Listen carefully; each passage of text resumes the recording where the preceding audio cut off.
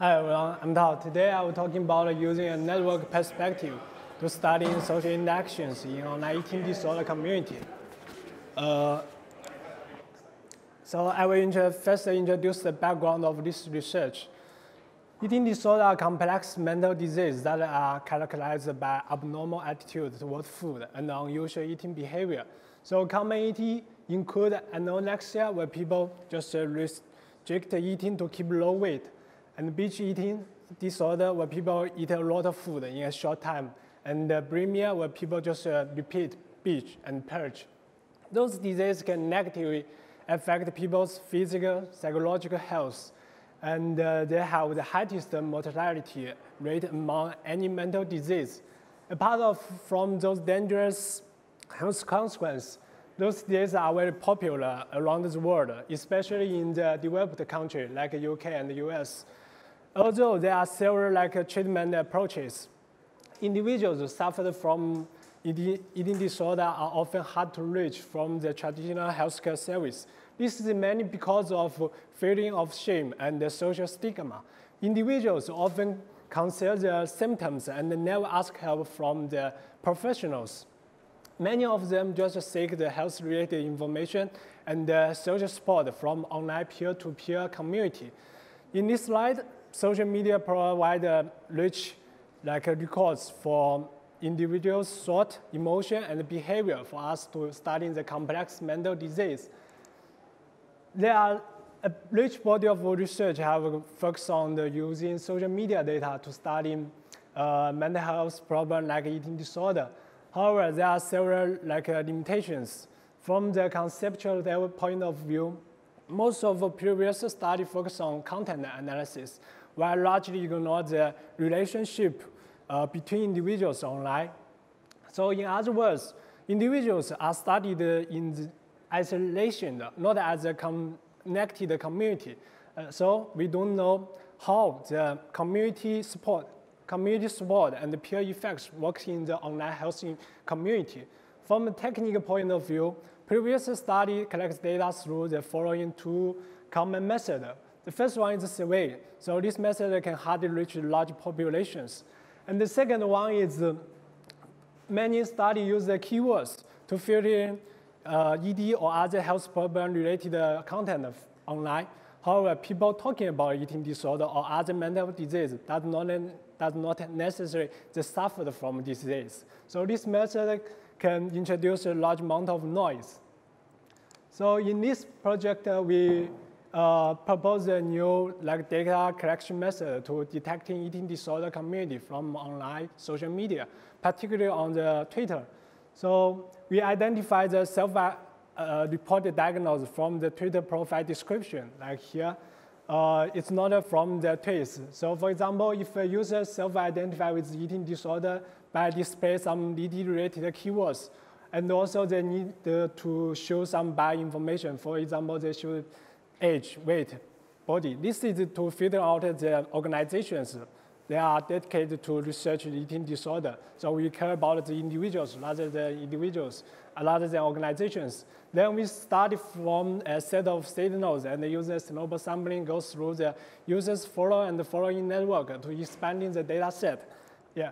Finally, we got 3,300 users who self-identified with ED on Twitter.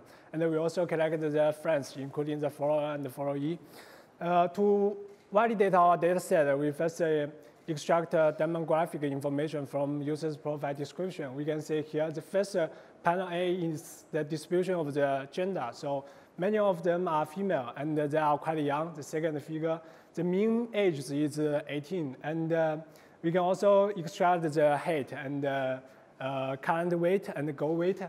If we're looking at the panel D, that compares the current weight and goal weight. So as you can see, the green line indicates the goal weight. So goal weight is smaller than the current weight. That means most of the individuals wish to lose weight. And then we can also compute the BMI. Then we can say in the panel E, most of them are just on the weight. If you're looking at the highlighted, you can't see. The highlighted area is the reference BMI from the WHO.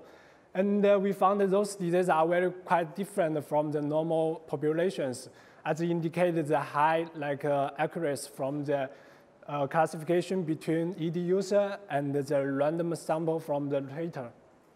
Based on this data set, we answered several questions. So the first question is how many groups of users interested in talking about eating disorder online. So we fit a set of ED-related conversation from our data set and using clustering algorithm to group individuals who share the similar posted interest into the same group. So we found that there are two typical groups in our data set.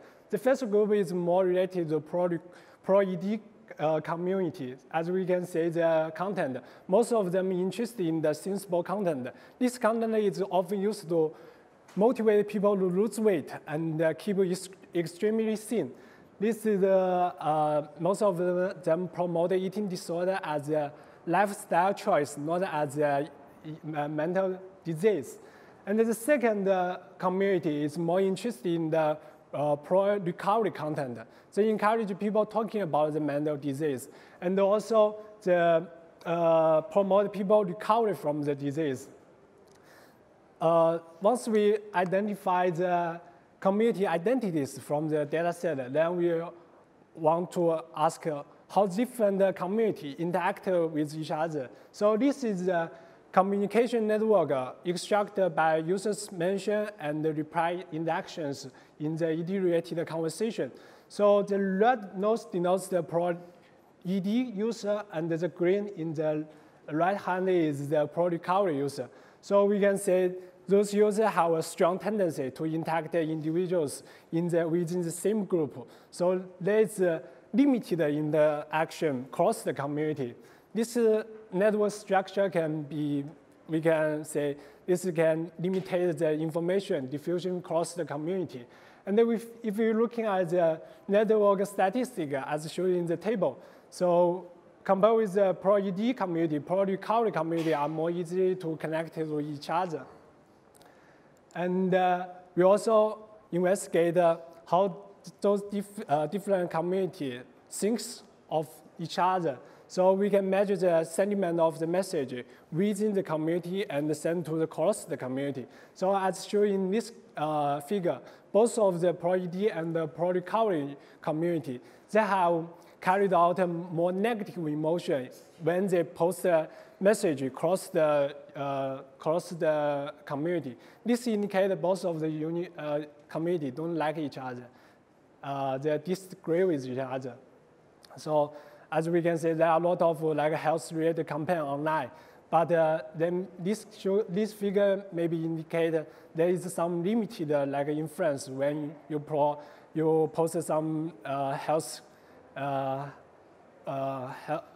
pro-recovery content. There are limited influence from the pro-ED community. And also to understanding why the different communities shows different network structure. So we measure the psychological attribute from the language used in tweets. So as shown in this table, we can say the pro-ED user more care about the body image and care about the ingestion. And they have more negative emotion, but less positive emotion. This indicates they are more suffer from the mental disease like depression and anxiety. And also we noticed that the social line, we can say pro-ED community have less social concerns than the pro-recovery community.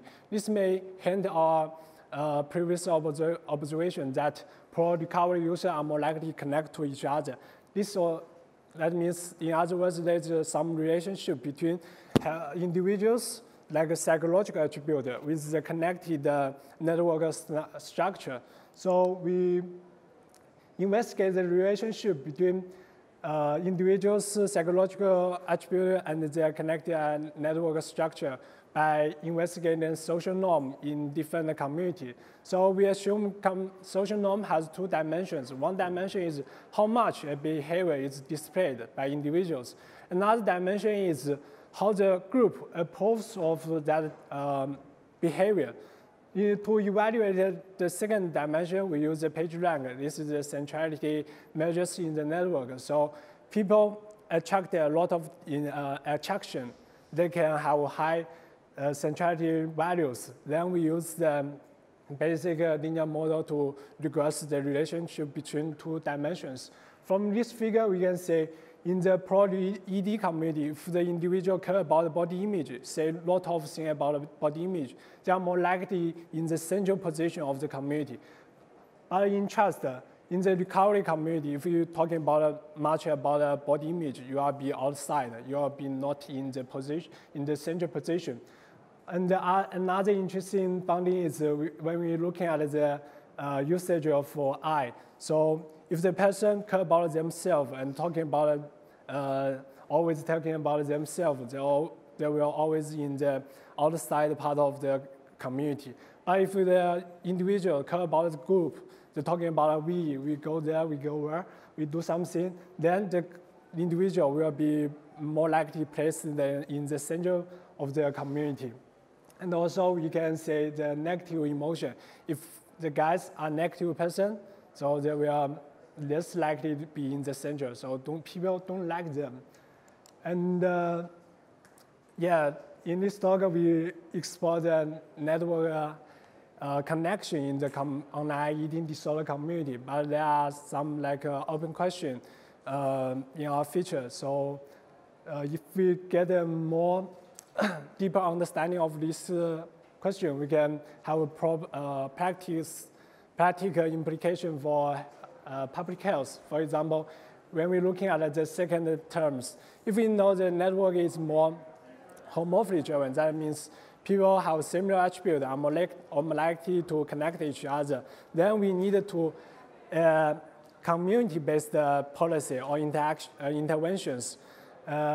In contrast, if the network is more contagion-driven, that means people's health conditions can influence their friends. Then we can identify the central or influence people in this community. Once the central people get the focused interaction and they get better, they can influence their followers. This is called like a network intervention. So it's using social network data to improve the organization's well-being, not only for the individuals. So yeah, that's all. Thank you.